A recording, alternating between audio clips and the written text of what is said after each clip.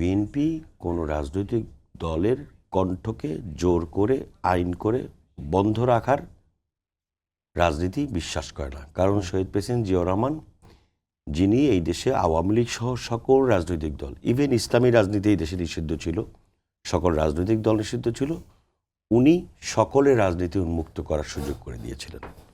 So এই ক্ষেত্রে আওয়ামী লীগ হোক বা কারো হোক, আবেগের চোটে অনেক কথাই বলেন।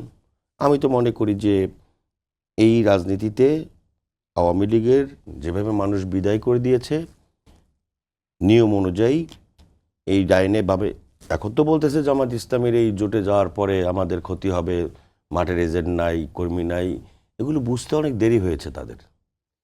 আগে থেকেই তো মানুষ বলছিল যে এটা হচ্ছে বি টিম সি টিম, এগুলি বলে বেড়াচ্ছিল, আমাদের ধারণাও ছিল।